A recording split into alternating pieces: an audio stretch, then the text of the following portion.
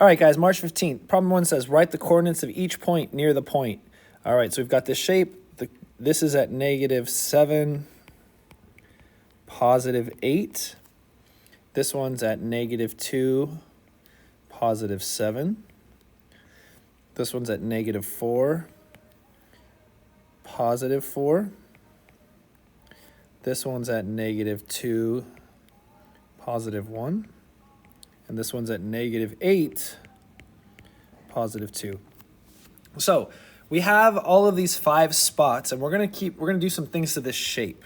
So I'm gonna go over here, and it says, number 2, translate that shape 10 units to the right. Translate is an easy one. Translate just means move it 10 shapes to the right, 10 spaces to the right.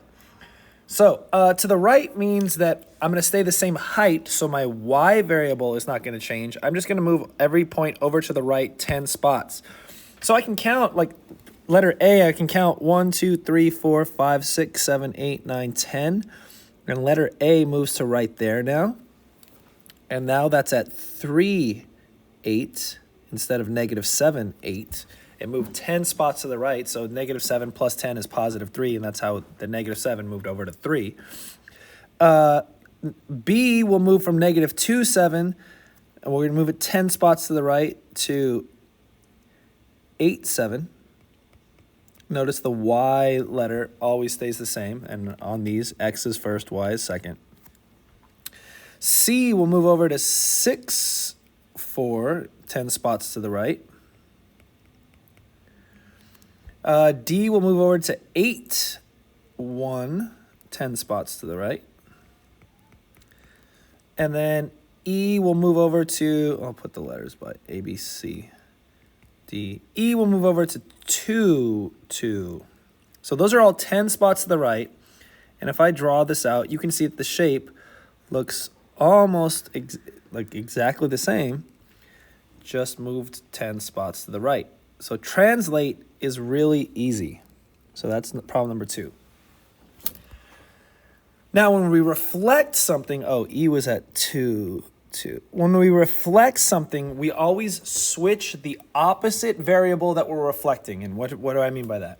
Number 3 says, reflect that new shape across the x-axis.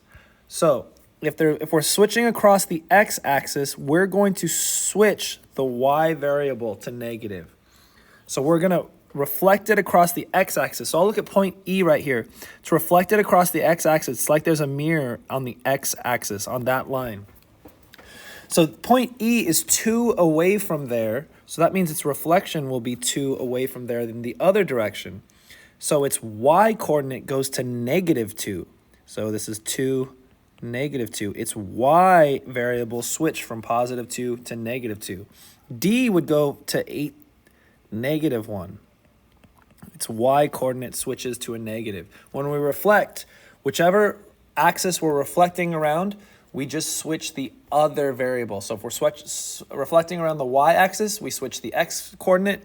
If we're reflecting around the x-axis, we switch the y coordinate. All right, so C becomes 6, -4. There's C now. So there was D. There's E. There's C. Let's see, B is at 8, -7. So B goes all the way down here to 8, -7. And A goes from 3, 8 to 3, -8. So A's down here now. So instead of A being at the top, A's at the bottom. We see that the shape rotated and got reflected. AB was way here at the top. This line was way at the top. Now it's way at the bottom. Okay, so when you reflect something, it's like there's a mirror right there on the x-axis. And then finally, for number 4, we're going to reflect that newest shape across the y-axis. So we're going to reflect it across this line, the y-axis. So it's going to reflect that way and look like that's the mirror. So when we reflect across the y-axis, we switch the x variable. So that's this one. For E, we're going to switch that variable. So E now moves to -2, -2. E is now -2, -2.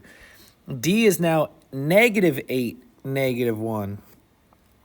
C, was 6, -4, is now -6, -4. And that's C. Let's see. -8, -1 is for D. And let's see, B is now -8, -7. So I'm just switching the X variable. And A, oops, I didn't say what A was from the top. Let's see. A was 3, 8. So that means down here it was 3, -8. And then over here, it's -3, 8, -8.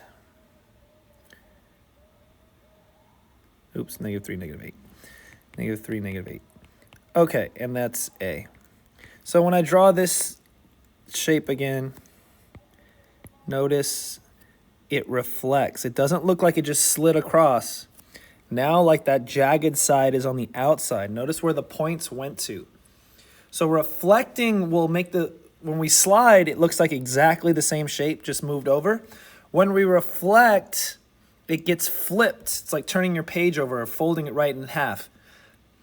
When we reflect across this way, it flips. Notice it's not the same shape, just slid over like on the top half. So reflecting and translating are different. So there's number 1, 2, 3, and 4. Okay, let's see. What's the length of side AE in the original shape? Okay, there's AE. If it's a diagonal line, so let's make a triangle out of it.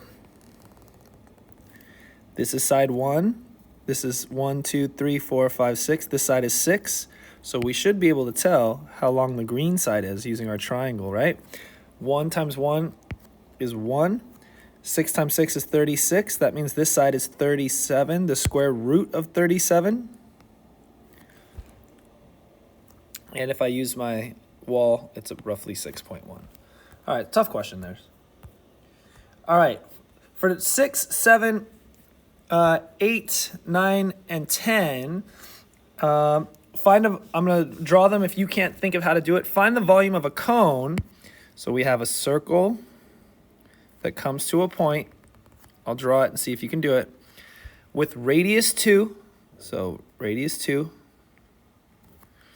and height 6. All right, let's see if you can do that one. Find the volume of a hemisphere with radius 8. So a hemisphere is like a baseball cut in half. Hemisphere. And it's got a radius of 8. So remember, volume equals 4/3 pi and the radius to the 3rd power. But at the very end, since it's not a full sphere, you cut your answer in half. Let's see if you can get that one. Number 9, a cylinder with a radius of 4 and a height of 3. With a radius of 4 and a height of 3. Okay, can you tell me what the volume is there? Volume of a sphere with a diameter of 16. But we don't care about the 16, right? We care about the 8. Let's see if you can get it there. And that one is volume equals 4/3 pi times the radius to the 3rd power. And the radius is 8. Number 10, an area of a triangle with sides 6, 8, and 10.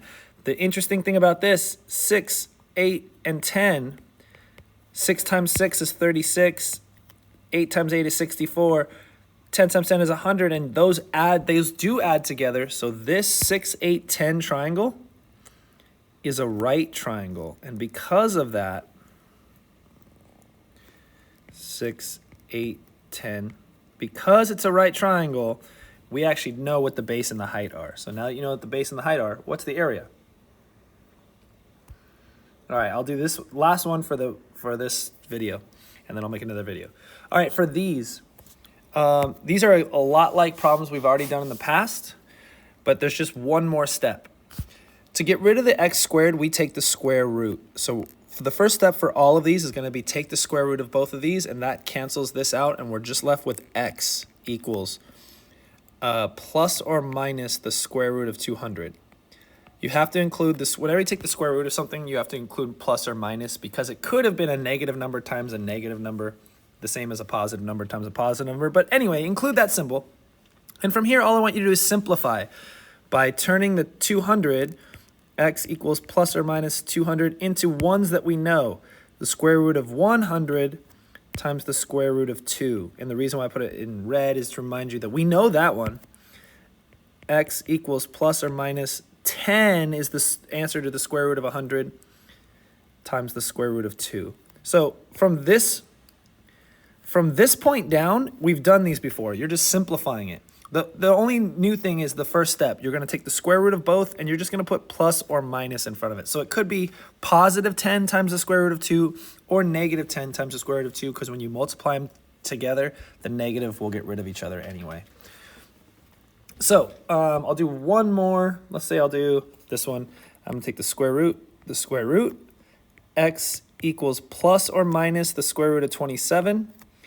X equals plus or minus the square root of 9 times the square root of 3. X equals plus or minus 3 times the square root of 3, because the square root of 9 is 3. All right, new video coming up in a second. Good luck.